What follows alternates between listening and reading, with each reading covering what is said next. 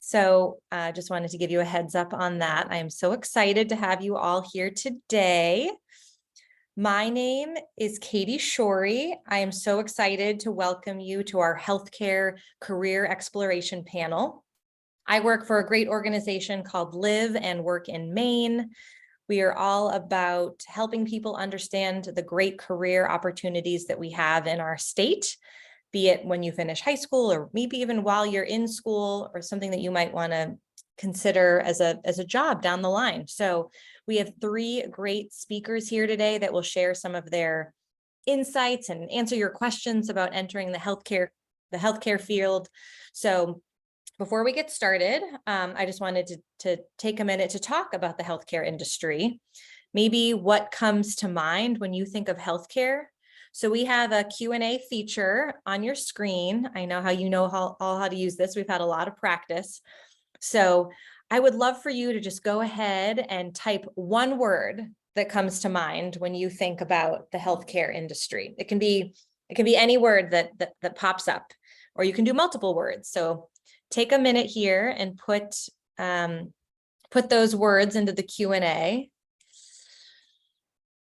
And while we're doing that, I would like to thank Junior Achievement of Maine for organizing this panel and for understanding the importance of highlighting the healthcare industry to students throughout Maine. They've been such a good partner in our work, and we could not do this without them. Okay, let's see what these kangaroo pump, helping, nurse. Okay, what about it? What do other people think? Compassion, opportunity, life. Oh, these are great. I love that this is what comes to mind when you think of healthcare. If anyone has any others, feel free to just drop them in. Surgeons, a lot of school. Yep. That can be true, but it's also not true. So we'll be able to talk about that for sure. There are so many opportunities right now in Maine to get free training, to do a certificate program from just a few weeks to a few months. So that's great. CNA, medicine, surgery, helping, doctors. Okay, this is great. I love these. These are awesome. Okay, so this is exactly right. We want this conversation to be open, and we hope we learn a lot. So we're just going to jump right into this, and these are these three wonderful people that we have on our panel today, Carly, Isis, and Emily. They're going to tell you firsthand about their experiences. So we're going to start with our first panelist, Emily Richards, an emergency department assistant at Southern Maine Healthcare.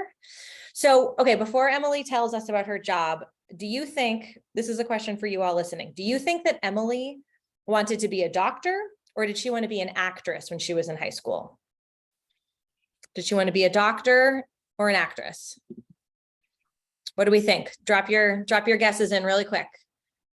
Did she want to be a doctor or an actress? Someone has to guess. I need something to come through. What do we have? Actress, doctor. Actress, doctor. Okay, well, fun fact. Emily actually wanted to be a doctor when she was in high school. Emily, you were interested in pursuing a career as a medical doctor, and you graduated from college with a kinesiology degree, and you were planning to go to middle school. You were planning to go to medical school. Can you walk us through your decision to put those plans on hold and then enter the healthcare field after graduation? So tell us your story. Absolutely. So applying to medical school, it's a long process. And so back when I was in college, it was about junior year was the time you started getting ready to either we're going to apply or, figuring all that fun stuff out. And so at that point in my life, when I thought about going into medical school, I wasn't feeling too excited about it. I was feeling more dreadful. And I was like, man, I don't really want to, after, all of college, going right into med school, that wasn't what I wanted to do. And I had heard about other people taking a gap year or multiple gap years, and that option sounded more good for me. It would give me some time, out of school, some time to get into the real world, as you could say, where you're working a job, figuring out adult things like rent and even, all those other kind of stuff. So I had heard of people doing an ED tech position. And so when it came my senior year of college, I started applying to that kind of job or anything entry level that I could get myself into. And a position opened up where I was working, and I was accepted into that position. And so I started working there. It was also, so as an emergency department assistant, kind of like a CNA, or I assist the nurses and doctors in the ED. And yeah, so and I felt like that position would be good for me continuing on with medical school, because it gave me some direct patient care hours. It allowed me to work with all sorts of different health professionals, so I could see, is being a doctor what I really want to do? It's a long pathway. And also it would be something I could talk about in applications and put on my application. So I felt like that was a good pause for me, not wanting to go directly into medical school. Oh, that's so great. Okay. So from what I heard, it's kind of like a CNA, but in the emergency department. So someone that might be interested in that. Yeah. That sounds great. So did you have to obtain any additional certifications to work as an emergency department assistant? So at the hospital I worked at, the only thing I had to get was a BLS, which is a basic life support certification. It's something you can get through a few different organizations. The one I got, it only took me like half a day to get it. And that just teaches you how to respond to events in which people are unresponsive. And so some hospitals for my position do require a CNA or an EMT, but most of my job was on the job training. So it was like 6 weeks. I think I had to get another certification through that, but it was all on the job. So that was pretty nice. Great. No, and I've heard that before as well, that they either teach you on the job within 6 weeks, or there's tons of CNA programs, either in high school vocational, or if you graduate high school, you can go right into a quick 6-week CNA program. So that's great. So for students considering a career in healthcare, what is one piece of advice that you can provide? I would say any way you can get experience is going to help you out a ton, no matter what you want to do. I've been at the ED long enough to see like people go into different positions, like people who were at my position in ED tech, they graduate into nurses. And once they've like those who've had a ton of experience, like move into that position so much more easily. And so I'd say if you're interested in a certain area, even if you can't do specifically what you want to do, doing something kind of like adjacent to or related to that job is going to help you out a lot. Awesome. That's great. So you've had the opportunity to interact with a variety of roles in the emergency department. I can imagine doctors and surgeons and anesthesiologists, all those folks. How has your time as an ED assistant prepared you for the next phase of your healthcare journey? Yeah, so it's one, it's just giving me so much experience and so much more understanding of what the healthcare field is like in general. The ED is kind of like an entryway to the healthcare field, so you get kind of an idea of what patients meet when they interact with the healthcare field, and like where they would go depending on what kind of problems they have. What happens if somebody goes to the ED with like chest pain, like what is their visit going to look like? So I have better understanding of that, like a good foundation to build off when I go on to medical school. Also, I've been in a job where I've been applying like practical skills and knowledge. And I think that's really helped me grow as like a learner, and more so than when I was in school, because in school you're like absorbing information, but you're not always applying it. And I was in situations where I had to apply it immediately, and if I didn't know something, I had to get the answers. And so that's just helped me grow so much. It's also just I think it'll give me more confidence interacting with patients in the future, because I've had that interaction at my level. And I think getting to see all those different roles, like the nurses, PAs, CT technologists, and kind of like working closely with them and understanding their roles is going to help me as a doctor. I think it'll help me just make sure I'm treating everybody with like the dignity and respect they deserve. Because I think, I've also seen people mistreated by doctors who don't really understand their role, thinking they do less than they do. So it's, I know I'll be able to give other people more respect, and I think be a better team player, which is huge in the healthcare field, because I think you don't always realize like how much teamwork goes into patient care. So that's something I can move forward with an understanding of. That's great. And to go back to our conversation that you and I had last time we met, the skill set that, like somebody who maybe is like 16, 17, 18, for somebody, put yourself back in high school, like, what do you think somebody, how would somebody know what kind of skills would they have to know that they liked a role that you're in right now? I think the role that I'm in right now, definitely, I work with people a lot. So if you like working with people, I always knew growing up I wanted to work with people. This is a good role for you. If you are, I think, task oriented, you like getting things done. Another good role, working with your hands. I think like thinking and critical thinking about what you're doing. Those are all very important skills. And for my role specifically, working in like a flexible environment where you don't always know what's going to happen. So if you like change and variety, it's a good role, because going into work, I don't know what my day is going to look like. It very much depends. So if you like that, DD is good for you. If not, that's cool.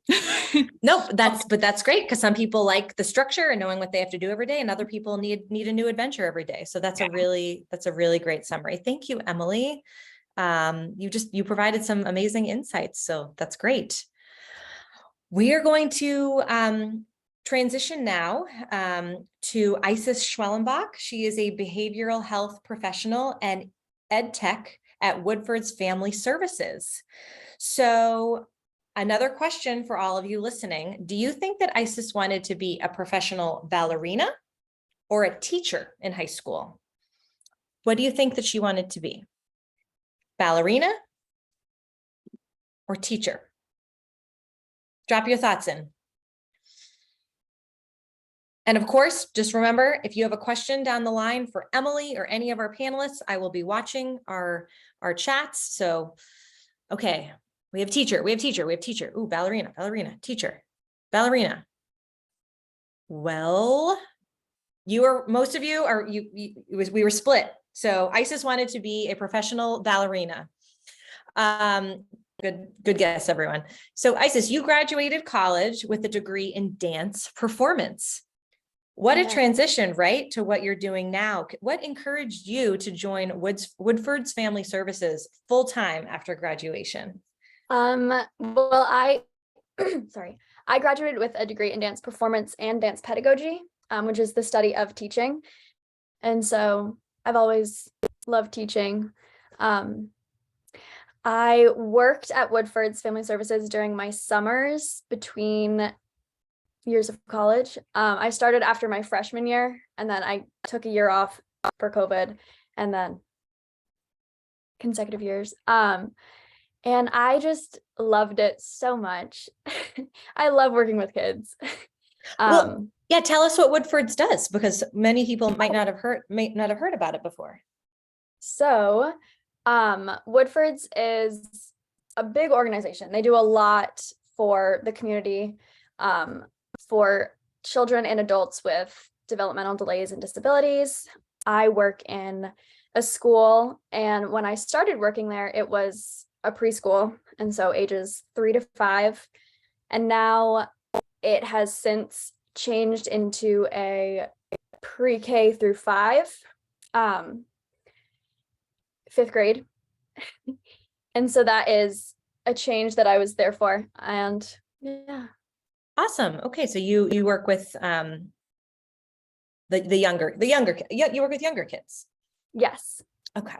Ages 3 still to 11 or 12, I believe. Okay, so you had some cool, so you had summer, was it considered an internship at the time, or you just had you had a job at Woodfords in between the college years? It was my job. Yes. Your job. Very cool. So you got to learn firsthand and saw that you loved working there. So that's great. So, what training or certification was needed for you to become an ed tech? And you're an ed tech 3, right? Maybe you can tell us a little bit about what that means. Ed tech is what you become as a behavioral health professional. In a lot of public schools, they hire ed techs to work in special education rooms or with students with disabilities. Ed tech 1, 2, and 3 is dependent on how many college credits you have. So it's not necessarily more training. It's just as you get more college credits And this is for the state of Maine. I'm not sure, might be different in other states probably. But the training process to become a behavioral health professional it's about 40 hours. But you can start working there or start working as like a behavioral health professional provisional with just a couple days of training. And then they're online. So you can do them within the first month of working, I think. So you just get more information as you go. And also you're working with the population that you're going to be working with. So you're learning as you go. Okay. So if somebody hadn't necessarily gone to school for this kind of degree, they could do it after college or to get trained. Great. Yes, you need 60 credits to become a full ed tech, which is about 2 years of college. Yep. Yeah. But you can work on it over time and get up to those credits. Great. Yeah. That's great to know, because not everybody wants to just go to school. Some people want to do on the job training. So this is perfect. So in your role, like you mentioned, you work with a variety of ages, 3 to 12 years old, and work with them one-on-one. So why don't you tell everybody listening what your day looks like, or give an example of a few days, since they might be different. Help us like really go into detail and paint some pictures of what you do. Sorry. So depending on the day, I go in at 8:30 every day. It's a school, so the kids are there from 9 to 3. Buses drop them off or their parents drop them off. And then buses pick them up or their parents pick them up at the end of the day. But getting there, it's depending on which classroom I'm in, because I float around the school. Many people are stuck in a classroom, not stuck. They're placed in a classroom and they love it. I get to work with everybody. And so depending on the age or developmental age of the consumer I'm working with, it's like I'm in preschool for a day or I'm in 5th grade for a day. And so it's just helping the children, the consumers, through their day. Getting to school, some of them need more help, like, oh, put your backpack on the hook, or some of them just put their backpack on the hook. Some of them are on different earning plans, so they get like tokens if they do their best work, and then you get to earn with them, which is also fun. You get to just play with all kids almost all day. Basically you're playing or teaching different letters. There's like a letter of the week always. It's like you're in elementary school again, but as a teacher. Well, it sounds like you have to have a lot of patience in this kind of role. What other kind of skills do you think that you need, or that somebody should be good at to do this kind of job? Flexible thinking is a big one. All these consumers, their brains work in different ways. And it's very important to be able to connect with them. And so to be able to figure out how their brain works. And it's different every day. Even the same kid, sometimes their brain will be working in a different way every day. And so that's a big one. Also, desk jobs sound heinous, terrible to me.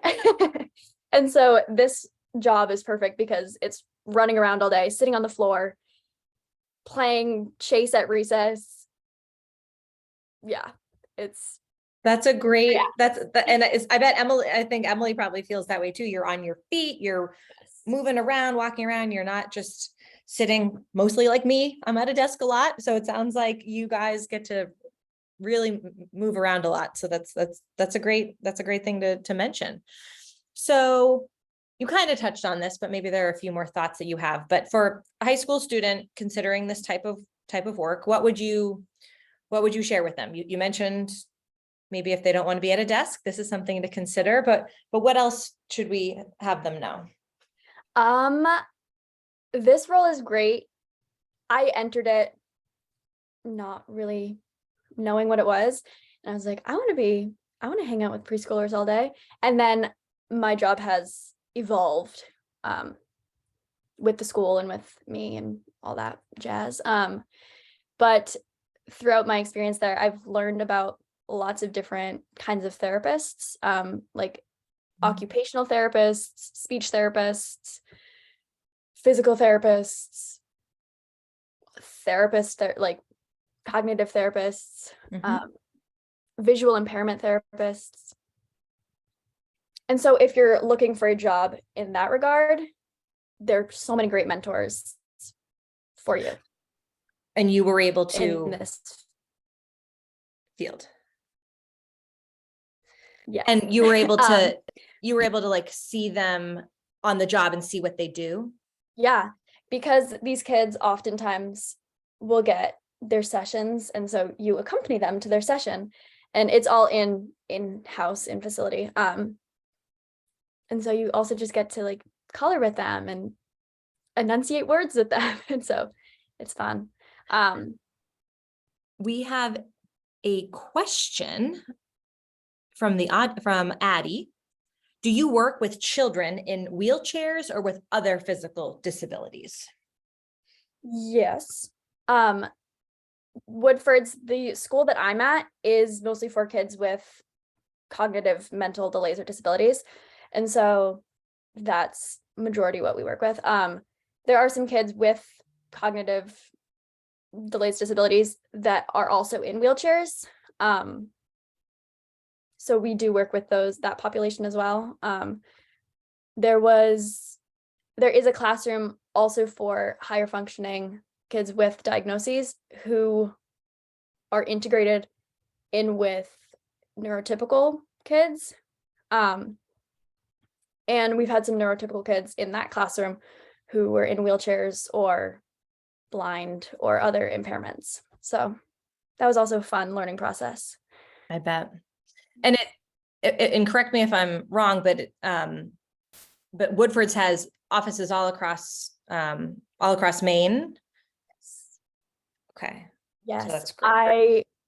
I think other schools probably are different. I've been in the Westbrook facility most, only.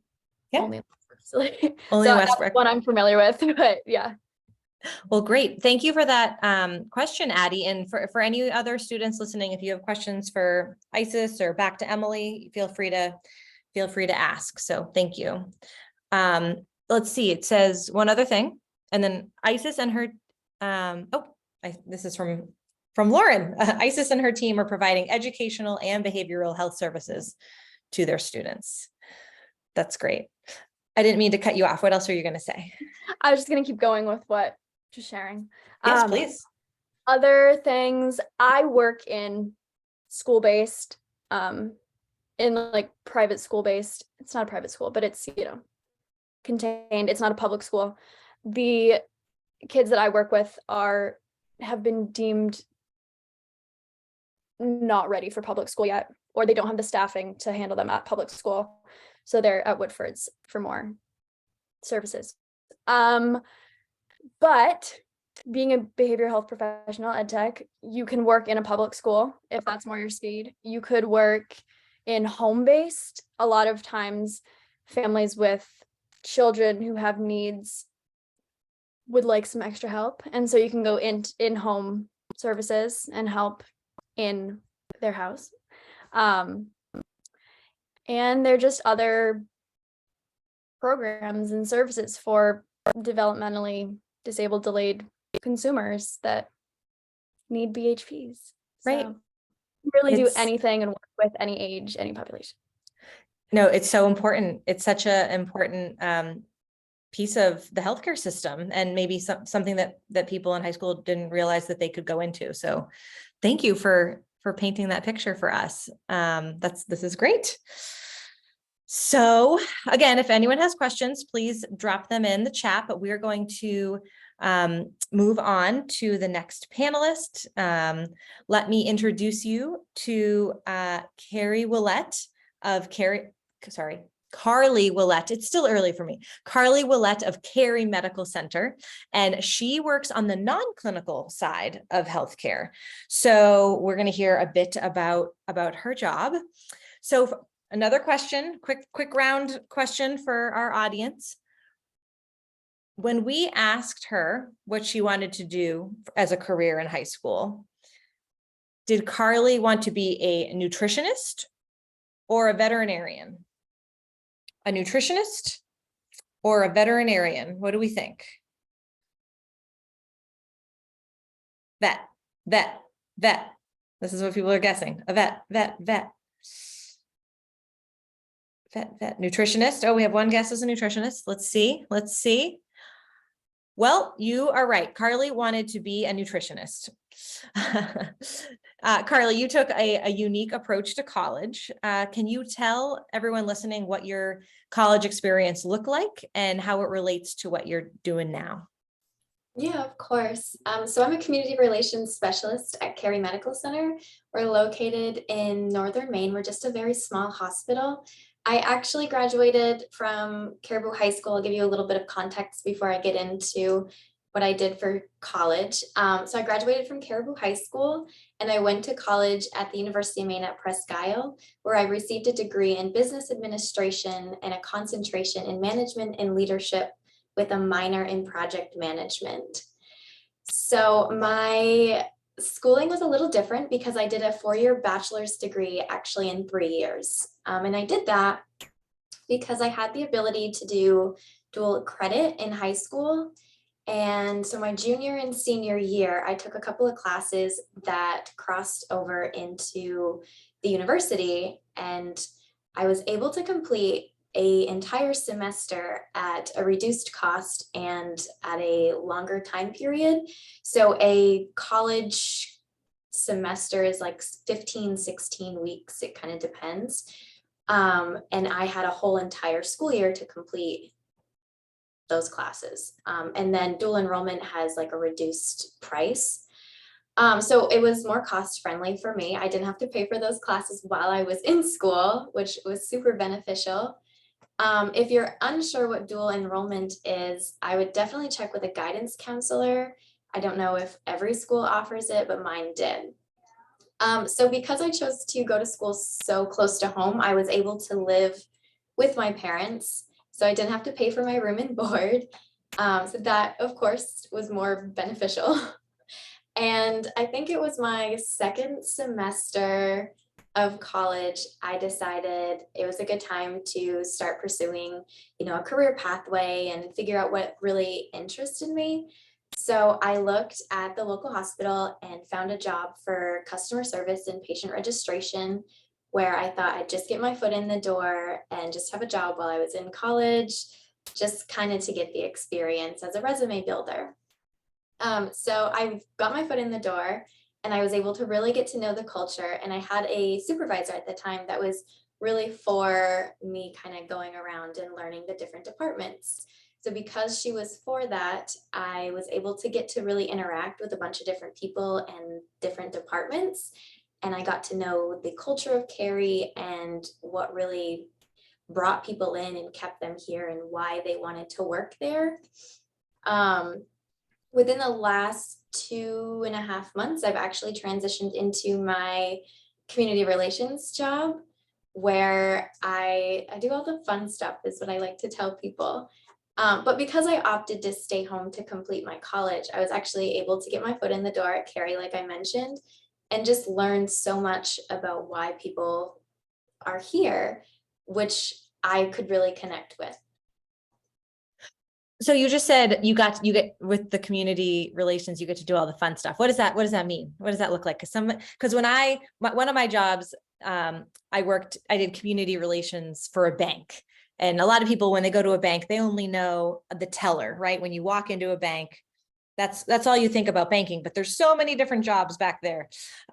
So tell us what that means to you when you, or some of the stuff that you get to do with that. So we do all the marketing for the hospital. And what I mean for that is we're responsible for making people aware of who we are, where we are, and what we are. So any of the Facebook postings or brandings you may see in the newspapers or on flyers, or if you see a shirt with a logo, basically anything that has a Cary logo on is designed by our office. Our department also keeps, our websites up to date, and we have an internal my goodness, what's it called? Like a little phone book, like a Like little a internal phone book. intranet, yeah. Yes, that people can use to call, and we're responsible for keeping that updated. We do all of the events basically hosted or coordinated with the hospital. So that may include some health fairs, some recognition events, participating in parades. We basically just have fun in my office. That's what I like to tell when people ask what we do. So it relates to healthcare because at one time or another, people will end up in the hospital, whether it's good or bad. So you may ask, why do you need to sell your brand if people are going to come to you anyway? And I always respond back with, regardless of why they're coming, people want to know what's happening at your local hospital. So without us, they wouldn't be in the loop. They wouldn't know how to contact people. They wouldn't really know what we offer. Absolutely. And I think it's important to know that, or to also think about, hospitals are a huge employer and they're part of the community. So you might see a logo on maybe you play on a softball team, like a co-ed team or something. Hospitals can sponsor different events, but also they're educators. They help people understand what's going on in public health, and people like you put on those events, put on those types of programs so people know what's going on in the community. We have a great question from Addie. Do you do the designing of the marketing materials, or do you hire designers? Great question. So that actually depends. A lot of our mass production of items, if it's a big print, we will outsource. If it's something relatively small, we can do it in our office. Or sometimes we actually have a print shop right across the road. We'll work with them really closely.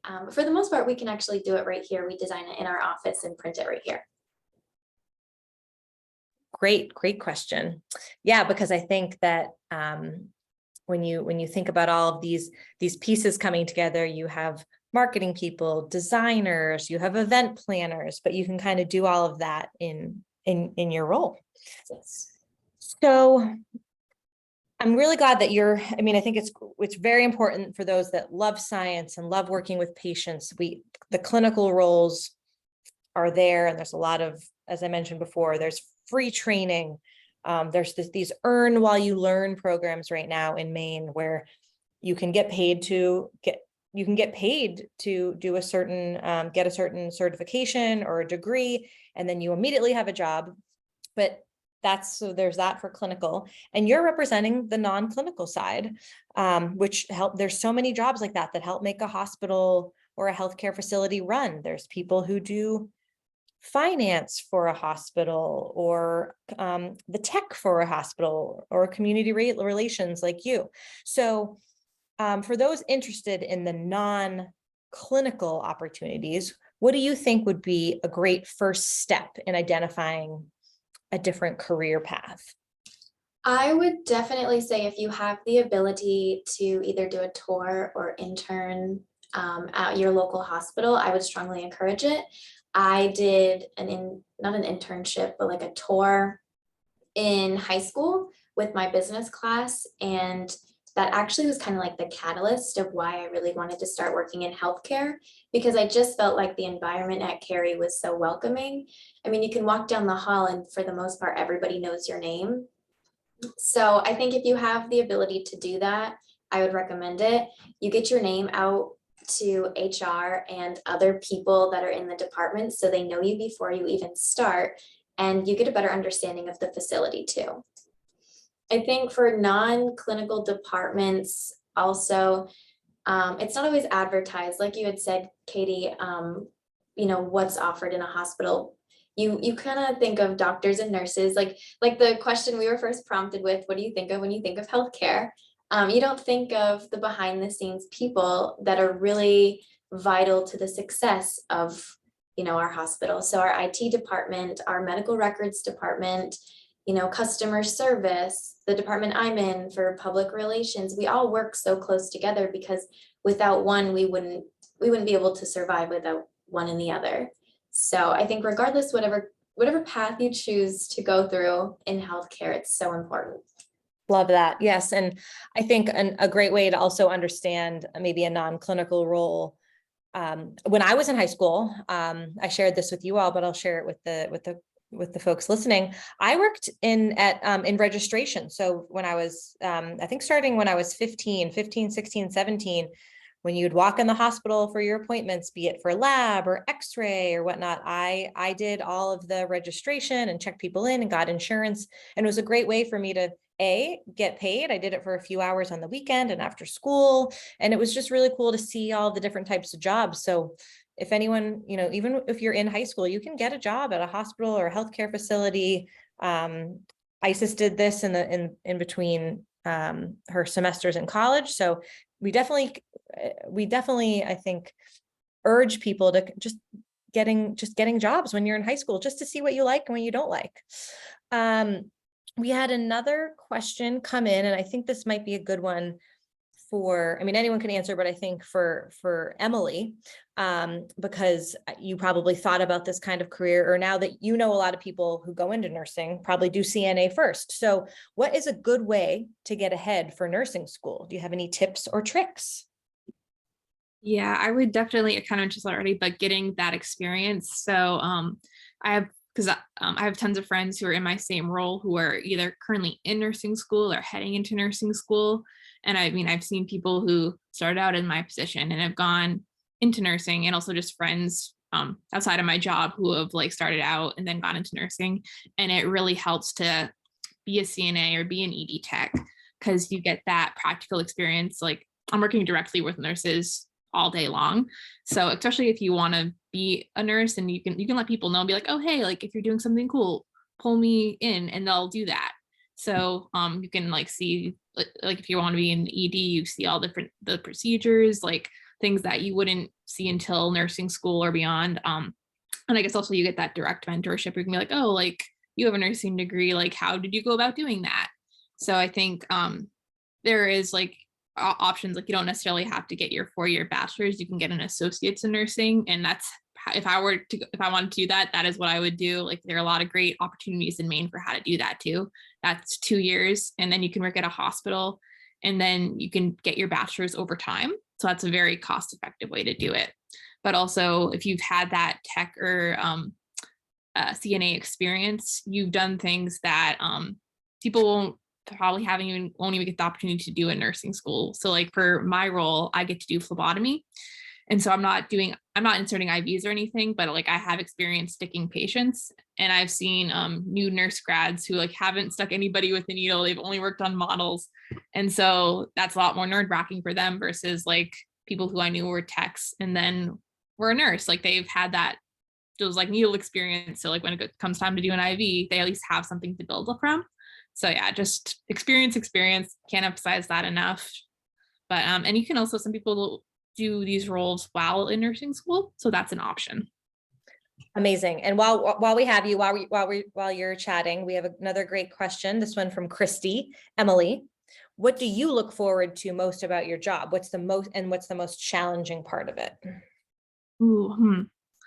I think it's always interesting, just learning things. So getting to see different patient stories. I think also being able to just help people even in small ways. Because sometimes, being kind of the lowest person in the ED, even though you could still be really busy, you have more time than the doctor, and there's sometimes to explain something to a patient or to get them a warm blanket. So I think making a difference in those small ways, but also just being around when a unique case pops in. So you get to learn something you'll carry with you into later years. I think one of the more difficult parts can be in the ED, it's not a place people want to be. So sometimes you're working with people who are upset and angry, and they might react that way towards you. But so it's hard being with people who are in that state, but also just always remembering not to take it personally, because it's never really about you when people are upset. It's their situation. So learning how to manage that, it can be tricky, but definitely a skill I'll take with me for the rest of my life. So no, that's great. Okay, we have a few more questions, so we're going to do rapid fire here. let's see. Okay, so does anyone know how old you have to be to get a job in a hospital? I know I worked in a hospital when I was at least 16. I could have been 15, but I know I was 16. Do you know how old you have to be? I think it would depend on the role. I think for clinical roles, it might be 18, but maybe not for always for CNA, but I'm not sure. I think that's true. I think you can, if you have the CNA certificate, if you've passed your exam, I think you can, it doesn't matter if you're under 18, but I know for some non-clinical, like when I was working at Central Reg, I was definitely 16 or younger. Anyone else? Does Carly or Isis, do you have any thoughts on that? Okay, that's totally fine. Let's see here. If you were interested in cardiology, what steps would you recommend and what classes would you recommend taking? Thoughts on that, cardiology? Well, I can say part of my role is I perform EKGs. So when somebody comes into the hospital with a complaint of chest pain or something that could be related to the heart, so that could even be shortness of breath. It could be some sort of like swelling, like leg swelling. The doctor will order an EKG. Our job is to complete that EKG within 10 minutes. Because say they were having a heart attack at my hospital, we have to ship them out to Portland. They're the ones who do to intervene there, and we have a very specific time window that we have to get them there for like patient, success in their condition. So I get experience, like, so I know how to like set up EKGs. I like have looked at tons of them. And actually for my undergrad degree, I was supposed to take a class where I was learning how to read all these EKGs, but it got canceled the semester I was supposed to take it. So I don't have that experience, but what was good is I kind of, from my experience now, I know how to recognize certain things. So even though it's not my role to diagnose or to let patients know what's on there, I can recognize whether it's, a normal EKG or if there's something up. So getting that basic experience could be good. I mean, I probably can't answer. There might be other ways to get experience for cardiology and stuff like that, but ED tech is an option. Yeah. And I was going to tell everyone listening, and as well as the teachers listening, Live and Work in Maine has a great career page for healthcare roles. It's healthcare.liveandworkinmaine.com. We will put that in the chat, but we can also send everybody follow-up details, but that is information that we've gathered from the state, from the Department of Health and Human Services. There's a career map path to help people understand what they need to do in different careers. And we're creating a bunch of, we have all the training and earn while you learn opportunities listed on there.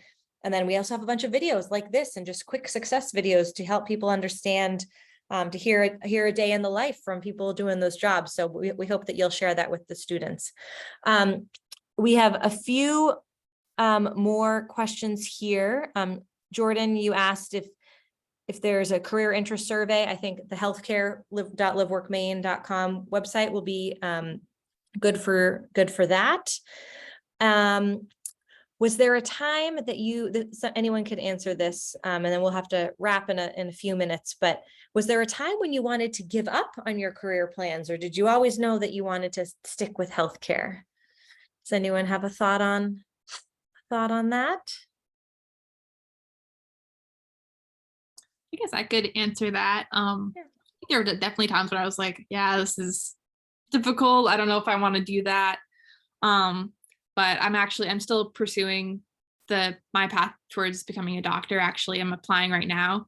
And actually, I just got accepted, like literally yesterday, into a medical school. So yeah, I think I would say there are times when you'll have doubts, and I think it's worth like going through those emotions, being like, is this what I want to do? Is it not? I think for any career pathway, but sometimes those doubts can be overcome and you can continue on with that pathway. So I think, just taking your time, figuring it out. And I'd say, you can take your time like I did. That's totally an option. Absolutely. I think your story is great. You knew you wanted to do a doctor. You thought you did. Let's get some work experience. Let's pause. Let's really think about this. And I think it's okay to pause. You don't have to know exactly what you're going to do when you're in high school. I've changed my job so many times. It's really finding a passion, being around in a workplace that you like, learning on the job. So just know that, especially for those interested in healthcare, you can you can bounce around. You can go to so many different places in healthcare. It's such a good field to enter, and there's so many good jobs, entry-level jobs, that you can start right away. So we want you all to know about those opportunities. Molly, you'd asked a question about the process of becoming a registered nurse. We're gonna make sure that you have all of those resources from healthcare.liveworkmaine.com, because there's a lot of different pathways to becoming a nurse, and what you can do from starting as a CNA and LPN and then just going straight into a nursing program. So we'll make sure you get those answers. So everyone did such a good job today. I would love to know, and again, this is going to be quick rapid fire as we're wrapping up here. Now that you've heard everything, now that you have heard from these three wonderful people about their jobs that are all very different, what is one word that comes to mind when you think of healthcare now? Now that you've heard from Carly and Isis and Emily, if you want to drop in the Q&A, what is a word now that you think of that when you think of healthcare? So I think you asked some great questions. I hope you all consider to keep digging in and hearing about healthcare and learning and exploring what you want to do after school. I'm hearing now community, hard work, support. So it sounds like people are thinking about healthcare in a different way. Opportunities, there's lots of different roles. So I think you all did such a great job of really explaining all different kinds of healthcare jobs. So I've so enjoyed this panel, and I hope our students did as well. As I mentioned before, we have recorded this event and we're going to share it with schools all across Maine. And I just want to thank Emily and Isis and Carly for being here today. You guys were so great in sharing your stories. So if anyone is interested, again, as I said, about learning about the variety of careers in healthcare, or if you want to learn about those earn while you learn opportunities that I mentioned, and how you can get paid to learn a new skill or get a certificate in healthcare, visit healthcare.liveandworkinmaine.com. That's healthcare.liveandworkinmaine.com. This has been such a great day, and again, thank you, and thanks to Junior Achievement for putting this panel on. So we'll let you go back to school. So thanks everyone, really enjoyed it.